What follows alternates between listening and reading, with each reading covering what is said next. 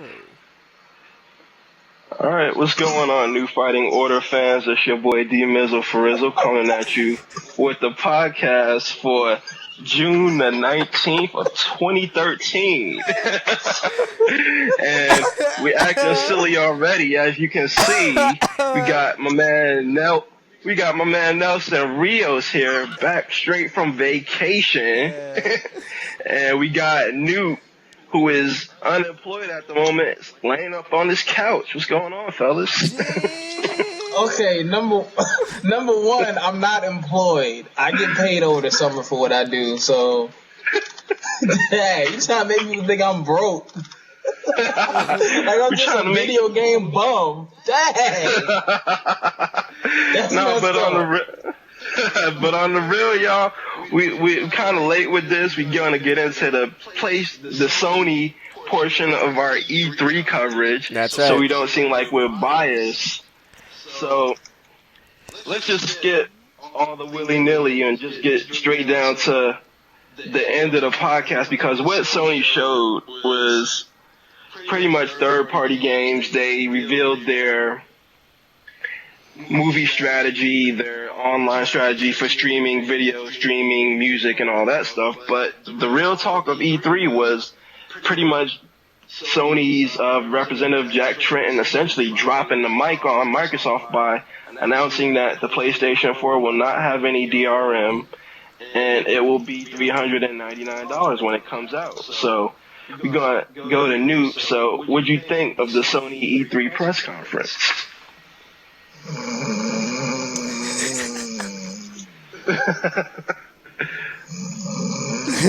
What? Huh? Oh, sorry. Somebody said Sony E3 press conference and I just got drowsy.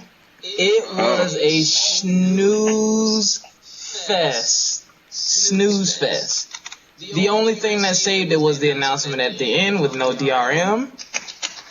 Thank you, Sony, for not, following in the footsteps of Microsoft and not shooting yourself in the face. It would have been nice to get a release date as well, instead of just saying holiday.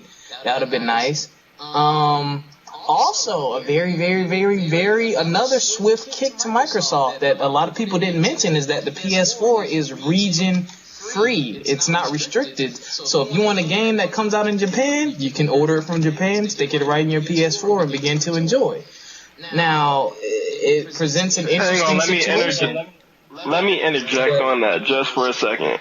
I don't think region free is that big of a deal anymore. I mean, when it was a big deal when PlayStation 2, Saturn, PlayStation 1 came out, but we pretty much get everything that comes out for the most part from Japan. And quite honestly, the best games are not made in Japan anymore. They're made in, everything that comes out from Europe and North America, we get already. So it's not that big of a deal. And plus, I think the days of spending $80 to $110 on a standard edition of a game for an import game is long over, man. But go ahead, Newt. Go ahead. There are some games, but maybe not for Americans, but there are a lot of games that we get that they don't get overseas, and I've seen that a lot. So I mean, it's just another perk. It's just another perk, just another little icing on the cake.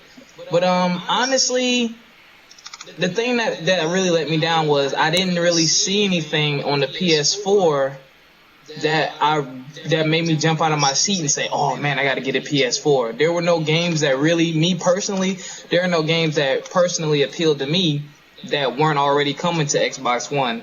So, I mean, I guess the DRM is like their big selling point, and the price point, yes, it is $100 cheaper, but, that's minus the camera. I don't know what they're trying to do with their camera on this console. I don't know if they want it to be big integration like the Microsoft camera, but if you want the camera, that's another $60. So I guess if you want a quote-unquote complete package deal, you're only looking at, a $40 difference. So, other than that, thank you, Sony, for, not following all these DRM and restricting people. I appreciate that. All right, good stuff, Noob, good stuff. So let's talk to the freshly back unwound, presumably, Nelson Rios. So what do you think of the Sony E3 press conference? Well, I honestly have to say, watching it with Demizo when it was aired on the internet during the E3 season, um, I wasn't really surprised, to be honest with you, because if you have noticed, I'm not trying to say I'm a Xbox fanboy or Sony fanboy. No, I'm trying to stay as neutral as possible. You guys had said and set out, oh, Sony has these exclusives, yada, yada, yada. Have you guys seen them? Xbox is not the only one that has done it. Everything that was shown on the Sony press conference was played and not a trailer. That's wrong. Because the only time when you guys actually sat there and played the game is when you had your indie lineup. That was the only time you actually had your testers with the controllers set on the floor. Everything else was strictly trailer. Not saying Xbox didn't do it either, but Assassin's Creed.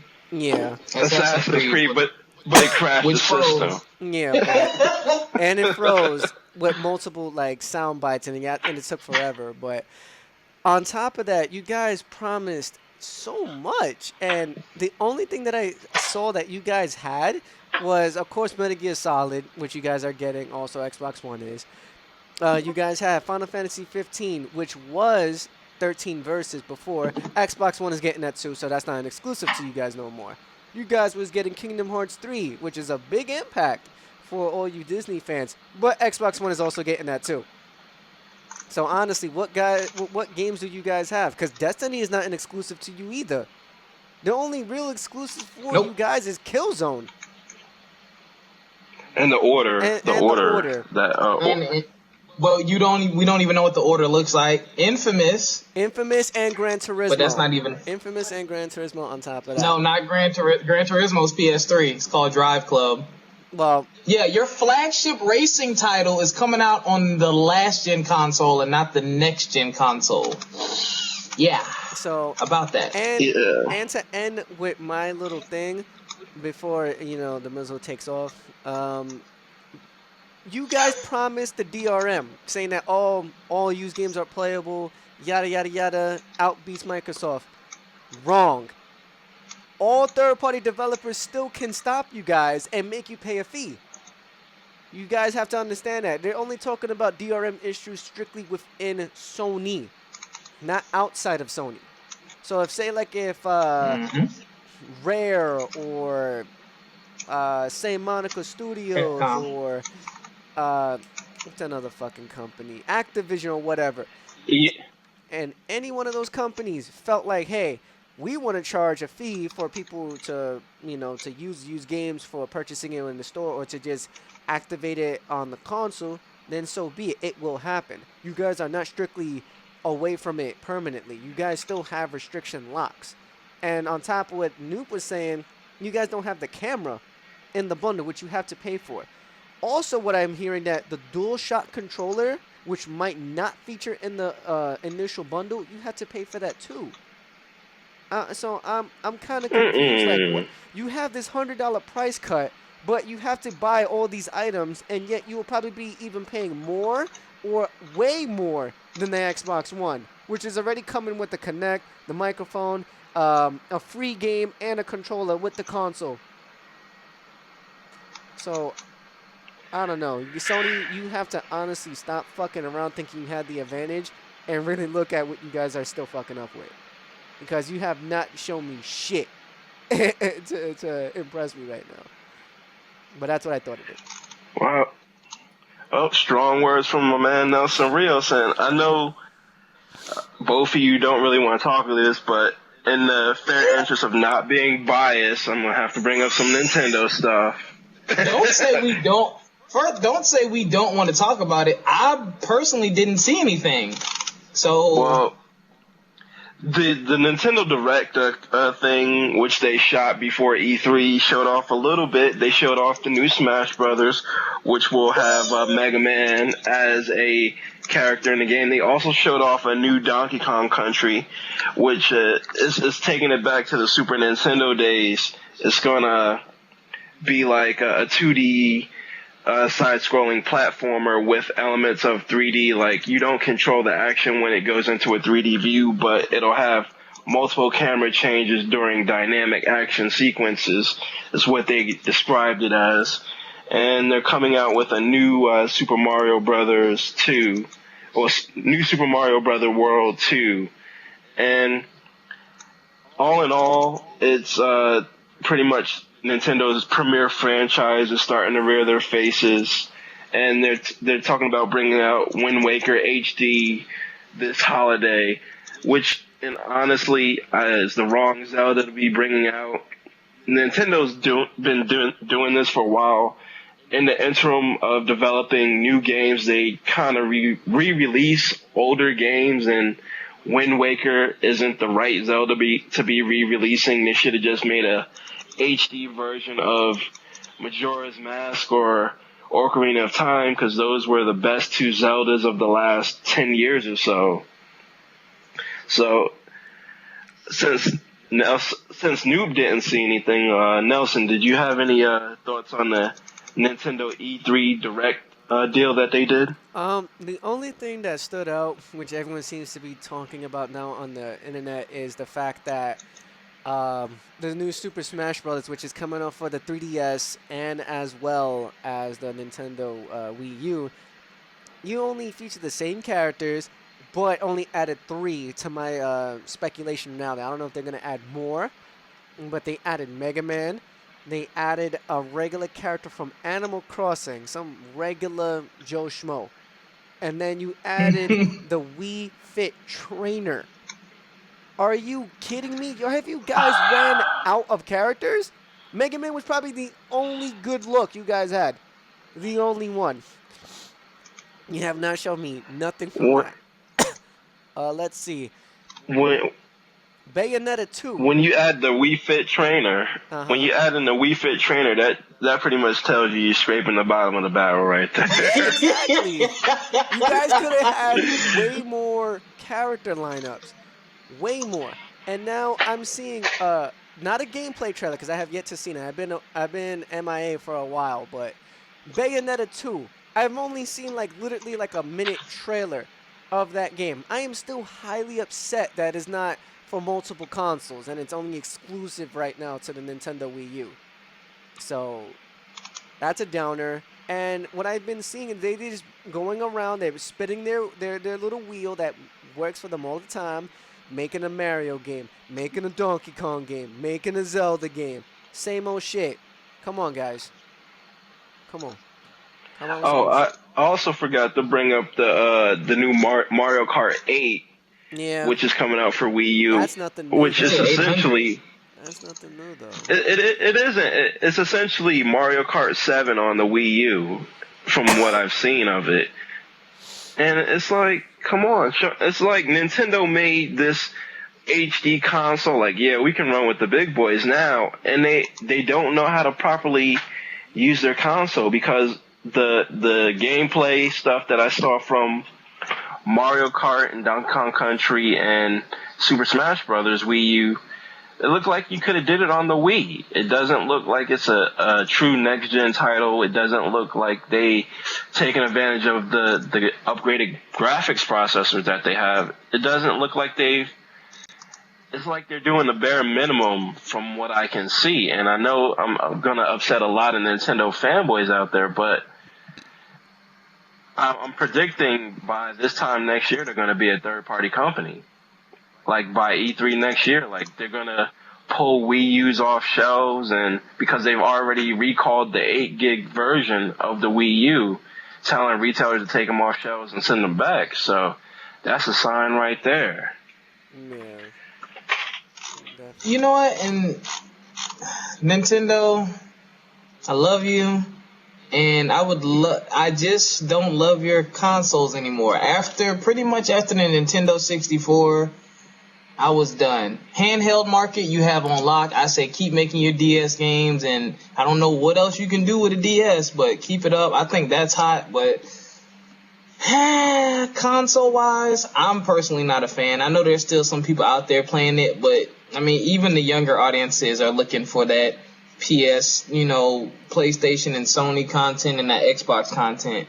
I don't know. I guess y'all need to dig deeper into the market that you're targeting and see what they really, really want. 'Cause, I mean, listen to the titles of your games.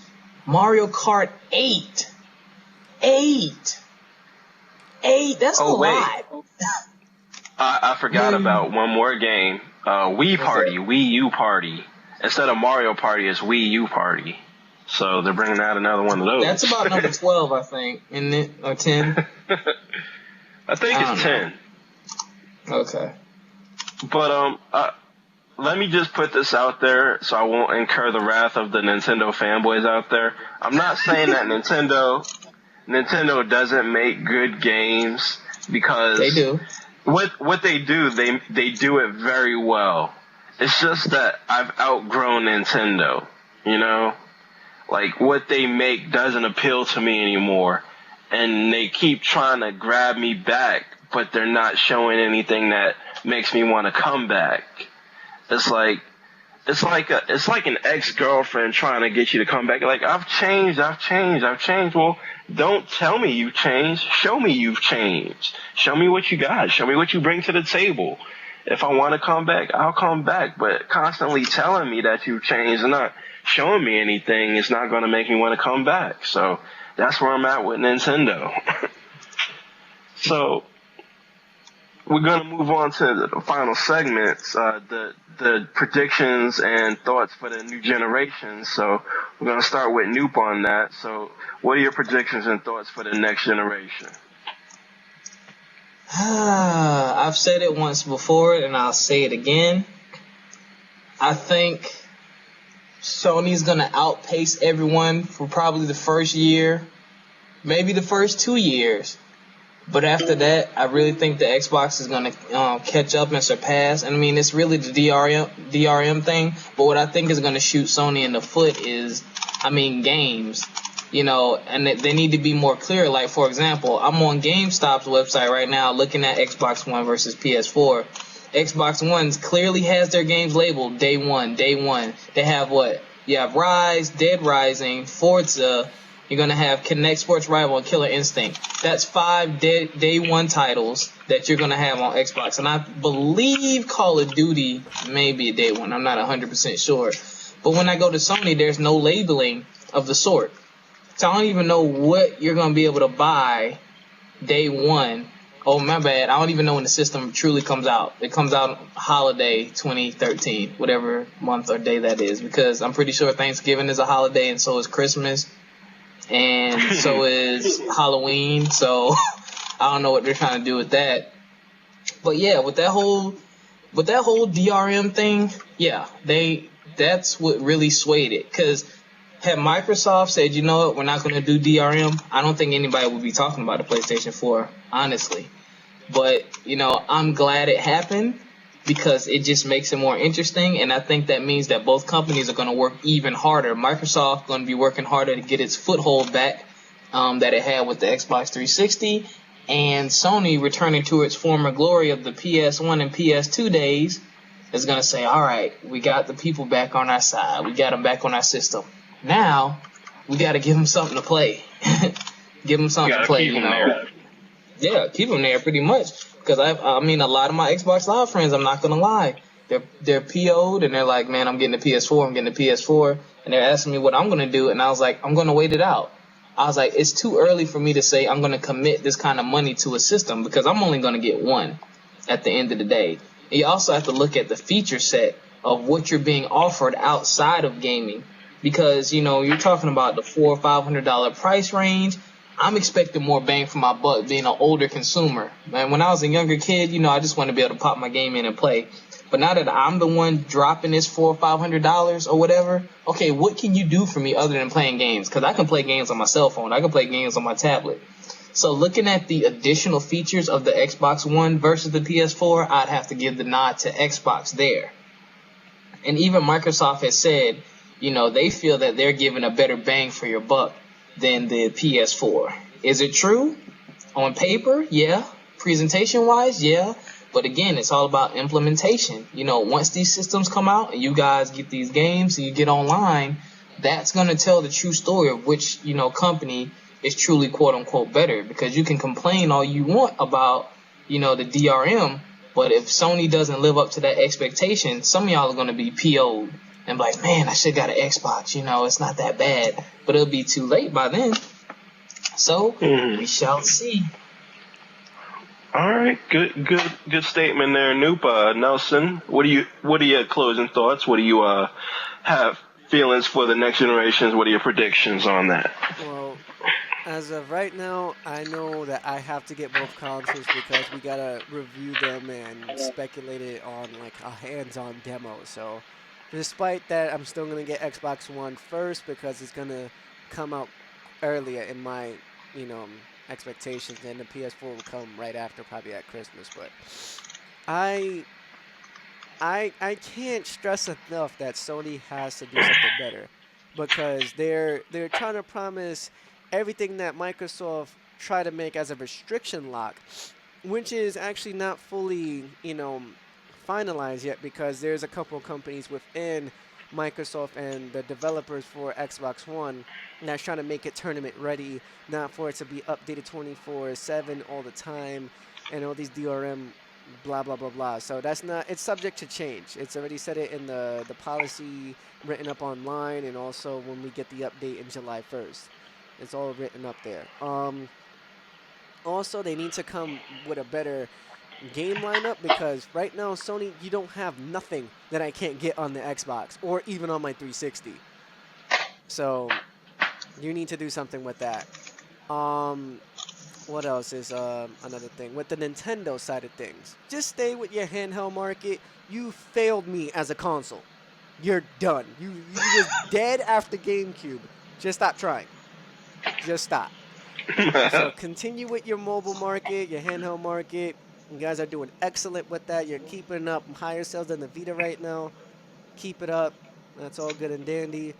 My expectations is that I hope the consoles of which will be called pre-gen really soon, or the previous gen, I hope they stay alive for a little bit longer like they did with the life cycle of the PlayStation 2, how it stood so strong all the way up to 2013 from the beginning of 2000, I believe. So 2001. Yeah, 2000, 2001 until all the way to 2013. It's lived a long, great cycle. I hope it keeps up with the Xbox 360 and the PS3. Hope that comes to about, and I just hope that all this bullshit that we've been hearing, all this argument, this fighting back and forth, privacy evasion, all this other shit, hopefully all of this comes to an end real soon. Hopefully by September or October, we should have some final answers on everything so they can have time to do their marketing and, their PR and stuff like that. But I just hope it turns out well, but at the end of the day, I'm going to lean towards more Xbox One because my favorite game is still coming. Not going to be on Sony, and it's only going to be an exclusive to Xbox One. And you guys already know it's Killer Instinct. So that's what I'm really hyped out. Like coming to Xbox One! Yeah, I should put on that trailer right now just so stupid. Go for it.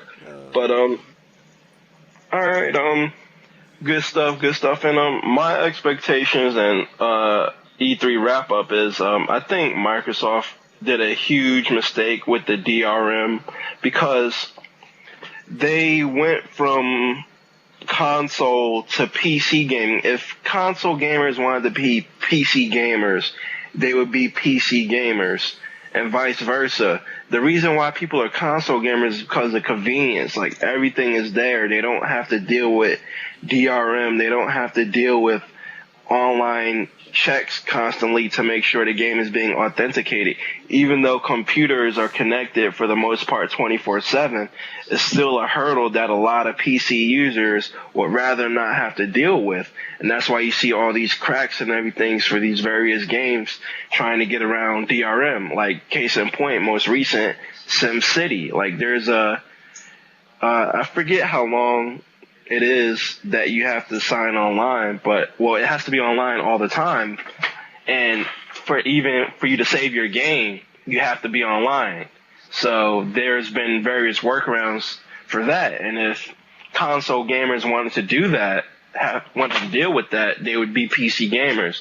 So I think Microsoft did a huge misstep on that regard, and Sony pretty much sort of made them pay for it, and pretty much ensured that they'll be starting the next console cycle with no momentum from the Xbox 360. Like, it'll be pretty much a dead even start this time with no momentum carrying over from either system, because the PlayStation 3 has left a bad taste in a lot of people's mouths, stemming from the $599 price launch about 7 years ago, and they're just now recovering from that.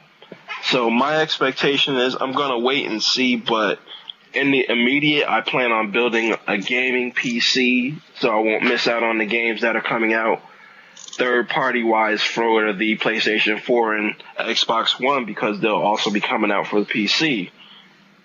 Long-term wise, as Noop said, it's going to come down to what they plan on doing with the DRM. Will they get rid of it if enough companies speak out? Will they scale it back a lot? It depends on what they're going to do. And as Nelson said, Sony's aim is they have to bring the games. They have to show us more than trailers. They have to show us something that will actually run on the system and not crash it like they did at E3. So it's going to be pretty interesting, because right now you got all the Sony fanboys like, oh my god, Microsoft is dead in the water. Come on, guys, wake up. Microsoft is a multi-billion-dollar company that would survive without a gaming division. Like, Xbox, the Microsoft gaming division is just a pleasant distraction for them. They'd make money regardless from their various licenses. They're not dead in the water. Like, did they ensure that Microsoft will start on their back and at a disadvantage? Yes, they did. I'll ready to admit that. But nothing's dead in the water. We've still got till November for the Xbox One, which is a good 5 months away before it comes out. So there's a lot of time between now and then to see what's going on. And that's all I got to say about that. And this just end. Those of you with PS3s, you might not want to update it, because they said the new update, which allows you to deactivate trophy notifications during gameplay, may lock up your console. People are reporting that the latest PS3 update is locking up some people's consoles. Just wanted to throw that out there.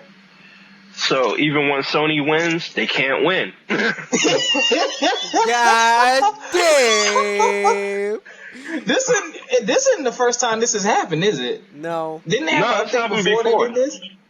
Yeah, a couple of updates back, they bricked a few systems, and they had to go through a lot of rigmarole to get Sony to fix the system. Because I remember a friend of mine had to send Sony his system, and they wanted him to pay for him to. They wanted him to pay for him to ship it to them. On top of fix it, they wanted to pay a total $60 for them to unbrick a system that they bricked. And he was like, nah, I'm going to call the Better Business Bureau and this and that and the other. And he got his system fixed for free. So, ooh, a Navy publication is blasting Xbox One because of the region lock policies and the connectivity issues. Man, both companies still have a lot of drama to deal with. Yeah. Shit, wow. As I said, there's a lot of time between now and November 21st when the Xbox One drops, and holiday, generic term, when the Sony PlayStation 4 drops. So for Noop, Nelson Rios, and myself, D Mizzle for Rizzle, it's the New Fighting Order, and we'll see you more than likely on the 28th when Alex Lexix gets back. So have fun, everybody, and peace.